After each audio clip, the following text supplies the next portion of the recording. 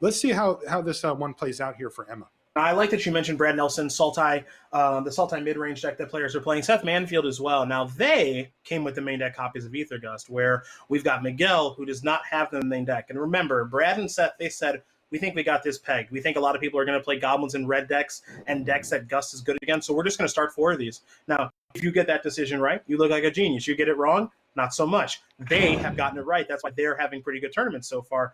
This could be difficult for Miguel, and I generally feel as though Goblins is favored in game 1, because the one thing that's really nice about Goblins is they don't mind going long with you. They got card advantage engines, they got Muxus as an incredible endgame, so they can go toe-to-toe with you a little bit. Now, it's when the Nissas and the Uros start attacking, that's where life gets a little bit difficult in combination with a sweeper, so that's what Miguel's looking for here in game number 1. And, you know, he's got a spot removal spell, he has a conditional sweeper there, an Extinction Event, and a Thoughtseize, so it's not a bad start, but the thing that's missing here is, hey, how are you going to win the game?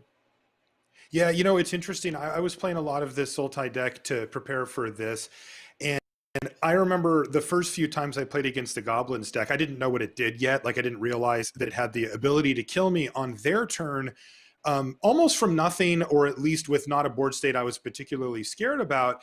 And I thought having all of these sweepers that the deck has access to, like you mentioned, the Extinction Event being kind of the main one, but in the sideboard, you know, you can have the Witch's Vengeance, you can have Cry of the Carnarium, these type of cards. You know, these are powerful cards against small creature decks like Goblins, traditionally speaking, and they do work here too. It's not like they're zeros, but boy, I learned very quickly about the power of Thoughtseize, which is what we see here, to take away Muxus from the Goblins player. You know, my initial instinct was, well, I'll take Thoughtseize out because they're an aggressive deck and I don't want that. That changed very quickly for me after I saw what Muxus did, and I thought this is more of a combo deck, and ended up leaving it in a lot more often just because of its ability to kind of kill you out of nowhere. Yeah, and that's what makes the deck so darn powerful, is its ability to kill you out of nowhere, but also its ability to play an early game, a mid game, and a late game. So is this a slower start for Emma and Goblins? It absolutely is. A 3-mana 1/1 that searches for a Goblin, that's not the fastest of clocks, as we're going to see another Thoughtseize maybe take Muxus here. But now the choice actually gets more difficult, because you see Krenko, you see Muxus, you see another Matron. What the Goblin deck does so well is its redundancy in being able to find Muxus. We might see Thoughtseize take a Muxus, second Thoughtseize take another Muxus, and then Emma go, fine, I'll just Matron for another Muxus. You can't Thoughtseize all of them, can you? And right, then it's lose to crazy. Muxus. Yeah. That's right. That could absolutely happen this game. And there we go. Muxus number 2 goes away.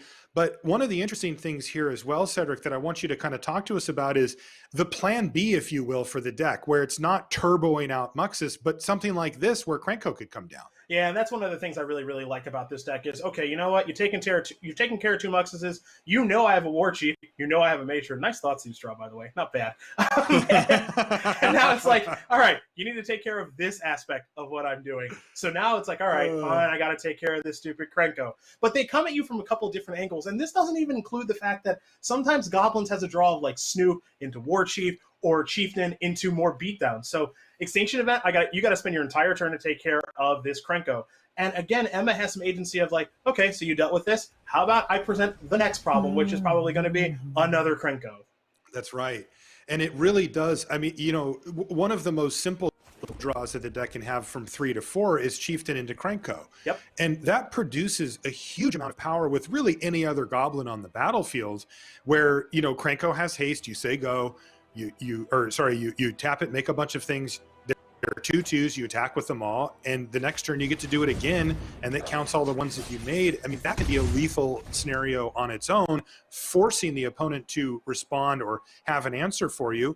And I mean, look at this game right here. Miguel is going to have taken 6 damage off of Thoughtseize, but still needs to keep using spells to take care of Krenkos and these other things. Now, the good news for Miguel, kind of been able to do it, right? Like, this has worked out reasonably for Miguel. Well, Miguel's draw is, so we've got our clock now, right? So we've got our Nissa on the battlefield. We have another Thoughtseize. We know our opponent's hand, so we could Thoughtseize the Matron or the Chieftain, depending. But the problem here is that we just don't have a clean answer for Krenko right now. Eliminate is going to be 3 or less, unless my eyes deceive me. So that means you're right. So that means we've got an active Krenko. So what I like for Emma here is, you know, even though Nissa's on the battlefield, Okay, so last turn it was, do I want to play Krenko? Do I want to play Matron? Do I want to play Chieftain? What I like about this deck is it's kind of this aggro, mid-range, combo-y. Like, it does so many different things, but you have so many different decisions that matter for a deck that is basically all creatures. So now it's, okay, I'm going to play a Matron. Demonic Tutor for a Goblin. What Goblin am I going to tutor for? All right, I'm going to get a Muxus, because what are the chances you have a third Thoughtseize? As we know, it's 100%. But now, you get that out. Now you build a battlefield. You play your Wily Goblin, which makes a treasure, which gives you 6 mana. But you also have an active Krenko, so you just have so many different things going on that it feels like, as the Sultai player, your spells better line up right, because if they don't, you die. Right, and it's interesting because thus far the spells have lined up pretty well for Miguel, Yes. and he may be dead. Yep. Like Emma is very much threatening Miguel from multiple angles at this point. If this Krenko goes unchecked, that will win the game, and the Goblin Chieftain will certainly lock that up easily. If somehow Miguel finds a way to deal with the Krenko, great, you did it. Here's Muxus. And that is a major problem. A land off the top of the library there for Miguel. Yes, Thoughtseize can take away the other Muxus, but this board is plenty good enough on its own to get the job done. And the only thing that Miguel really has going for him is to be able to kill the Chieftain with the Eliminate. Now, a little bit of an interesting attack here from Miguel, an attack that does make some sense, and I'm curious if Emma has any interest in doing like a lot of gang blocking. The answer is no, because we're just going to try to go pretty wide here. So, looks like a Wily Goblin into a Chieftain. You mentioned Eliminate's going to take care of the Chieftain, but we're just going to continue to go wider and wider and wider with Krenko, and what that means is that Krenko is going to overwhelm this game unless Miguel draws some sort of sweeper, and he doesn't have access to a ton of those. 3 main deck copies of Extinction Event. And Maelstrom Pulse is... I call it extra medium right now. It can kill a bunch of those tokens, or it could take care of the Krenko, but it can't do both at once. So if I'm Miguel, Extinction Event naming even sounds real good as a top deck. It would leave, what, 2 Matrons? Yes, that is what I would be hoping to draw. Oh, boy. Emma, she's got an interesting decision here. She can't actually kill Nissa with this attack, but could take 5 loyalty off of Nissa. And that's what she's going to do. She's decided, look, if this isn't lethal, I'll kill you next turn, and I'll just go ahead and knock down the loyalty on Nissa here. This is a huge draw. Oh, it's another Nissa. That's not what the doctor ordered. No, that's just not enough. No. So now what can happen, this Nissa, even if we were to go the Nissa on the battlefield activate, the Nissa in hand activate, attack with, a bunch of 3/3s. Miguel's hand is empty. So you can make your blocks accordingly. You know that your Krenko is still on the battlefield, and then again, Krenko is going to continue to take over this game, and that doesn't even take into account what Emma is drawing on her turn. So, advantage Emma for right now. I think almost assuredly going to win this game, but it's not over yet. Right. So 4 attackers, you could chump block 1, take 9, go to 2. Then you would have. Well, now I can't count it anymore because all the numbers are moving. I wonder if Emma just simply has enough to kill anyway. I mean, she needs... If the opponent's at 12 and there's 4 blockers, she'll need 17. Yes, and remember that they don't... Or 18 creatures. Yeah, I don't know. As things currently stand, the goblins aren't going to have haste, so we can't forget about that. Yeah, the new ones won't, but I mean, how many are there right now? Quite a few, and it looks like quite a few are going to die. So now they are, yeah. Yeah, we're seeing like a bunch of gang blocks in the lands, which I'm actually okay with. Let's get some of these off of the battlefield because this is the main resource that Miguel has access to try to win this game. And again, your Krenkos just kind of hang out unchecked. So unless Miguel peels an Extinction Event, life is pretty good. So I don't mind managing your resources this way at this stage of the game.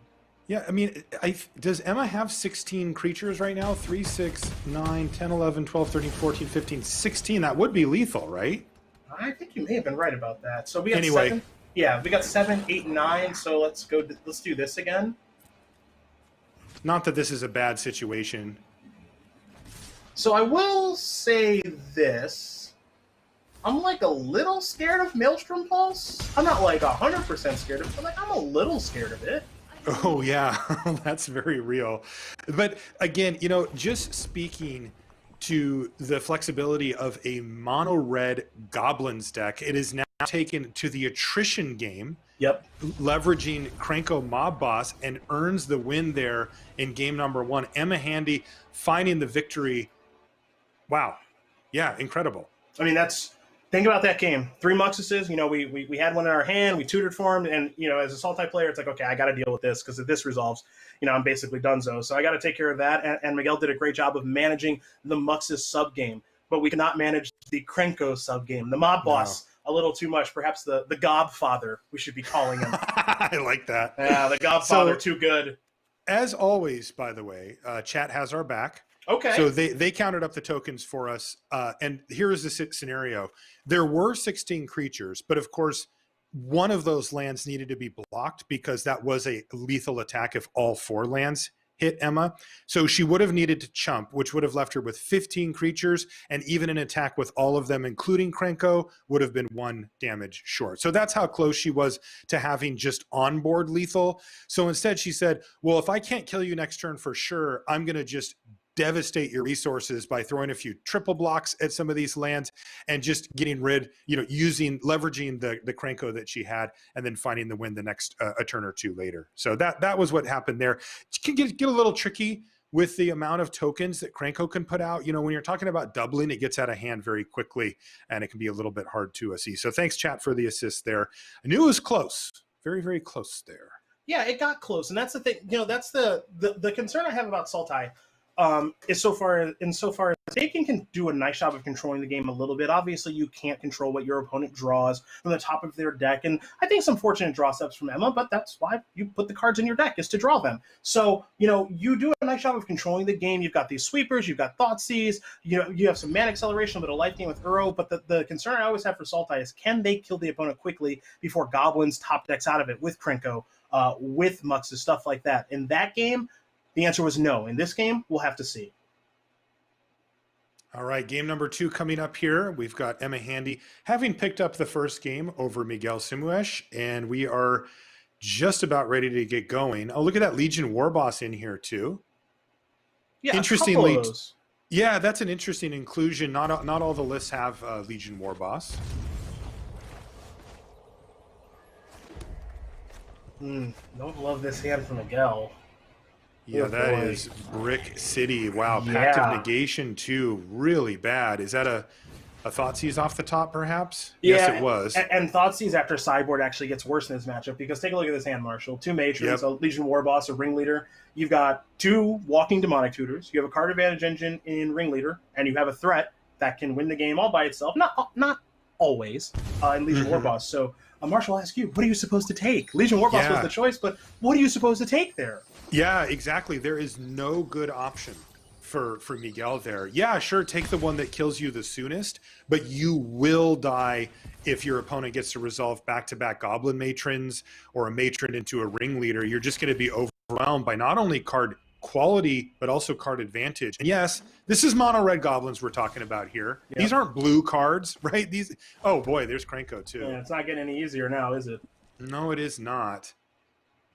I'm curious if Emma's considering just running Krenko out. Of course, Krenko all by his lonesome, fine, but really better with friends. Sacrificing the Skirk Prospector.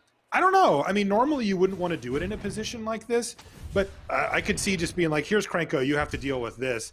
That said, she's going to run out the Goblin Matron, and I think that makes more sense overall. It's a little safer, and what I'm expecting is for Emma to get Muxus. I talked to Emma some about just like, her choice of playing this deck, how she likes to play this deck, so on and so forth. And, it's just like, okay, Matron for Muxus. Because now I like to think of the game this way. So if I'm Miguel, if I'm in Emma's spot, I'm like, okay, Miguel, I have another Matron. I have a Ringleader. So I have like this card advantage built up, and now I have the ultimate endgame in Muxus. So like, you need to figure this stuff out pretty quick now, bro. Because like, my hand's good, and I'm happy to play a longer game with you. And I think a longer game actually advantages me more so than you. And Muxus, as we know, is the ultimate end game for this Goblins deck. So that's I like right getting now. Muxus. That's true. How about right now? Yeah, how about we just do that, Turn 4 Muxus.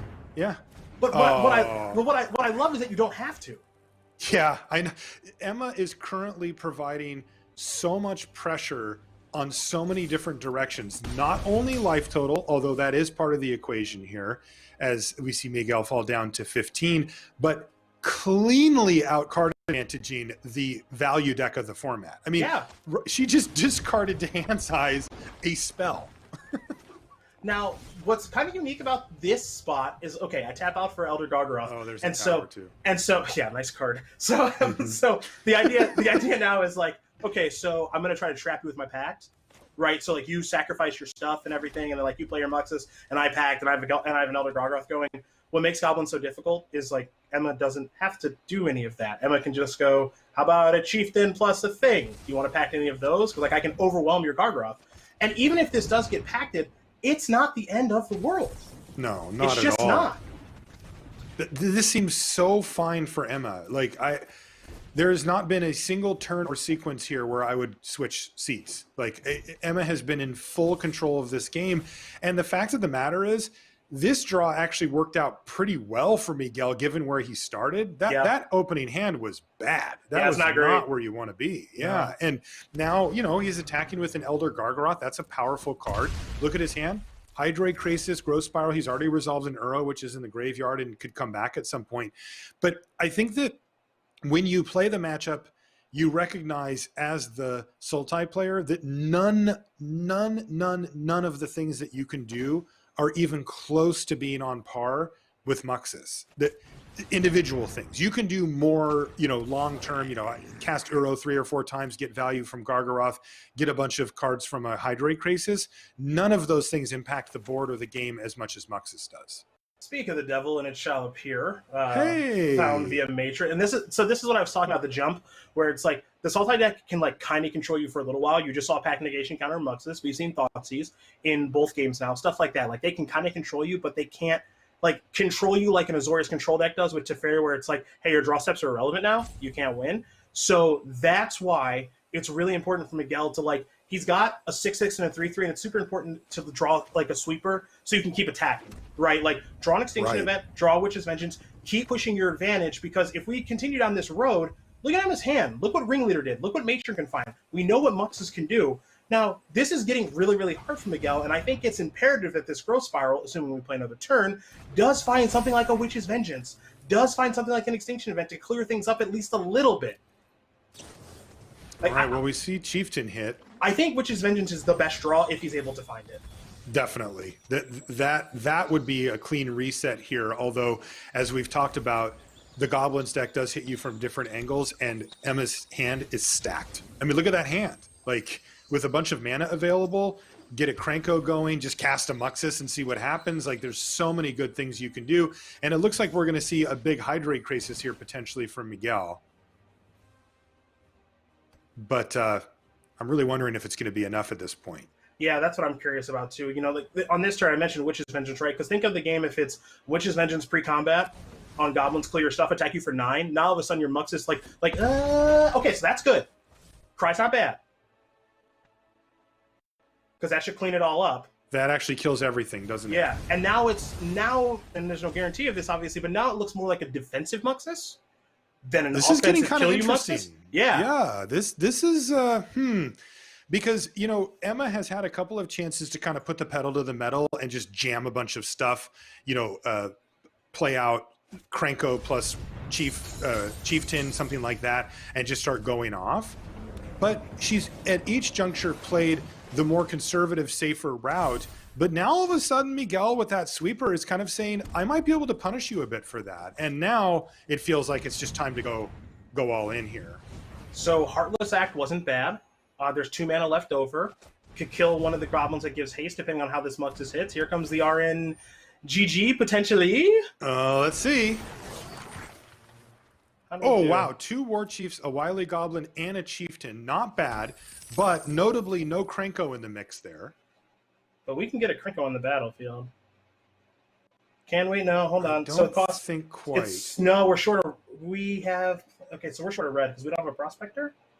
Is there actually no way to get on the battlefield because we didn't use the tower to cast the Muxus? That is correct. Wow. A little short on red, and unfortunately, Legion Warboss against Elder Gargaroth is kind of awkward. You're putting it mildly. Yeah. Like, how about you get a 3/3 Aura card or 3 life? You could second main and then try to set up for next turn, but That Yeah, is this turn got a little awkward that here. is so interesting because I can understand why you'd want to leave tower available for future stuff post Muxus, depending on what you hit. This is one of those spots where if you use the tower, leave a red up, sack the treasure, use the red that you have left over, play your Krenko, and then it's a different game, and it is a somewhat different game because there is a Heartless Act in hand. But as things stand, I don't think we can play anything. And this isn't a lethal Muxus, and now I think advantage Miguel, and you made a really good point too of the hand that Miguel kept, not ideal, but it's coming together well enough because there's pressure in combination with other things going on here. There are lethal threats aplenty here. And it looks like Emma's decided that perhaps this War Boss just needs to come down as a chump blocker or some type of a multi-block. She's going to go to second main phase and then cast it to avoid the awkwardness with the Elder Gargaroth, where, remember, the token must attack there. And yeah, really not where you want to be. But yeah, I wouldn't expect this War Boss to even be on the battlefield next turn. So okay, yep. So I like that. Yeah,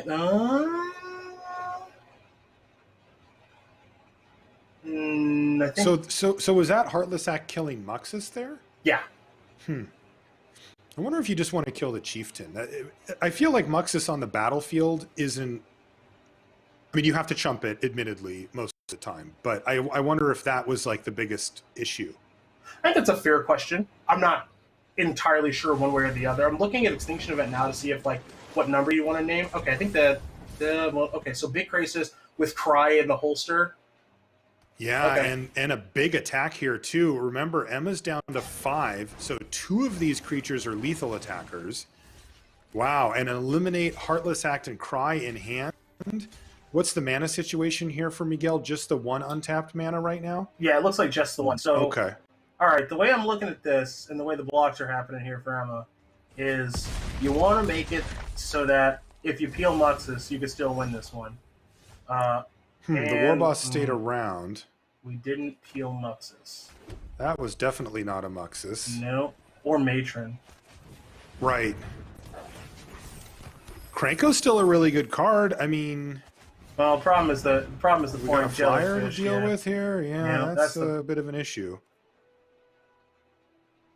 And I assume this isn't lethal, just the Goblin Chieftain to pump up the tokens from Krenko, but this is 24 life for Miguel. And the thing I'm thinking of right now, and I don't think Emma can win this game because you get a Goblin here from the War Boss, and then you activate Krenko. What's scary about Goblins is the fact that you and I are saying right now and discussing, like, oh yeah, you had an out.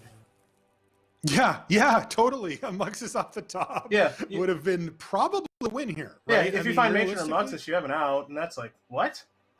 So is this lethal is the question. So biggest creature is biggest creature I think is a 3/3, but I don't think it's enough. So yeah, but boy, by the way, going back to what we talked about with do you kill Muxus or do you kill the Chieftain there? The Chieftain added like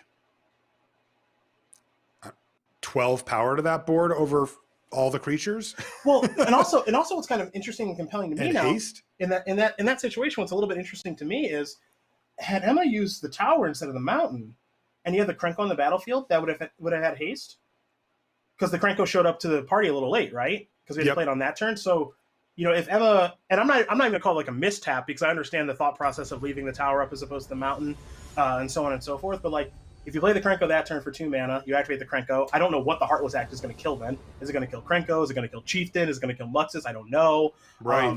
And then what the following turn looks like that still possibly could have won that game. So yeah, incredible. This deck just is never down and out. Not quite able to get there though for Emma in game number 2. So game number 3 coming in here. And I like this hand. Is going to be Emma on the play. There's some Skirk prospectors now. Yeah, we're getting started on this game a little bit earlier. It looks like 1 mulligan. Not my favorite hand, but Girl Spiral has it's queued up some miracles before, so it's not impossible. Boy, it needs to here. 5 land with a Growth Spiral. There's going to need to be a lot of action here for Miguel. Now, this deck is good at finding it, but goodness sakes, that's a slow hand, and it's a land off the top to start. Wily Goblin looks like it's going to kick off turn 2 here for Emma. who has a Skirk Prospector already on the battlefield. Conspicuous Snoop in hand, as well as a Goblin Chieftain plus a War Chief. This is a fair but aggressive draw here. There's a Heartless Act. This is Miguel considering killing the Skirk Prospector. That Prospector is an extremely scary card. And if you look, Miguel could be facing down Muxus next turn if he doesn't kill the Prospector, which is just absurd. Yeah, it's funny, right? Because he has to think about Miguel actually has to think about the fact that you have to think about that. You're like, okay, so am I supposed to Heartless Act or Prospector on turn 2 because you could Muxus me on 3? Right. I guess I'm not going to, because like I kind of need the Growth Spiral to keep this Heartless Act up for something else. And now, again, we talked about the softness of Miguel's hand. So is he supposed to Heartless Act here? Or is he supposed to Growth Spiral here? Right. It feels like getting the Chieftain off, that takes 4 power off the battlefield and an important permanent for turns down the road. I just don't think that Miguel can really afford to not do that. But boy, you're getting outmanned by goblins at this point. So this doesn't feel like a sustainable scenario. Okay, this is getting kind of interesting now. It's the Thoughtseize found off of the Growth Spiral plus a land drop to give, so that Fabled Passage can go get a Swamp, and you can Thoughtseize if you want. I have a prediction, Marshall. Okay. Thoughtseize is going to be cast. Okay. It's going to take a card. That's not much of a prediction. Okay. Muxus is just going to roll off the top. Oh, just beast mode. Yeah. A Muxus off the top. And, Castle Embereth, not bad either. But we are at an interesting junction now, because the War Chief adds a couple of power to the board with haste, but doesn't pump up the team. Yep. The redundant Skirk Prospector is just an additional 1/1, and Castle Embereth all of a sudden starts to be a relevant thing here. It looks like she's going to keep the Prospector in hand. Okay. So what's interesting, right? So the little bit of bias, right? So we know that Miguel has nothing, but Emma's seeing a Sultai player that has 3 cards in hand, and it's like, okay, so am I supposed to just play everything? And then if you have a sweeper, it's just like, I don't have anything? But so now it's like the ultimate punishment, right? Because like ultimate's a little bit strong, but Miguel drew a timely Nissa where he had nothing to get back into this game, where Emma may have wanted to play that Prospector, and now we're starting to flood a little bit. This is an issue. There are many draws for Emma Handy that would put her in fantastic position here, but she has not been able to find them just yet. You talk about your matrons, your ringleaders, just drawing actual Muxus. Even a card like Krenko would be fantastic here, but so far it's been a mountain. You can see Emma taking advantage of Castle Embereth now to force a trade here, although that does put the War Chief in the graveyard, so now no instant haste going on either. A tough trade there for Emma, just a land for Miguel, but a key creature for Emma Handy. I'm a little surprised by the War Chief attack, and I'll tell you why. The haste being removed from the battlefield is definitely 1 or 2. Now if we draw Matron, I don't think we can Matron plus Muxus in the same turn. With 5 mana, so Matron is going to cost 2, so and the Muxus costs 7. So if we draw Matron now, 1, 4, 5, 6. I guess we still can't. Well, who cares? We drew Muxus. Nothing I say matters. Muxus is like zip it. Why am I even why do they employ me to do this? Right. Muxus Nothing just shows up matters. and does our job for us. It's like, What are you doing? All right, let's see what Muxus can hit. You're dead. Whoa! You're dead. Big hitter here, and that's how you do it, says Emma Handy. Is this lethal? Almost certainly. Double Chieftain? Absolutely. Not even close to being close. Emma Handy with the timely draw of Muxus and a huge hit here is going to steal this game back and pick up the round. We're in round number 6, and this is game number 3, and she says, all of them. That's going to do it. That's the power of Muxus, and that's the power of this Goblins deck right there. RNGG! RNGG! Absolutely incredible stuff from Emma Handy.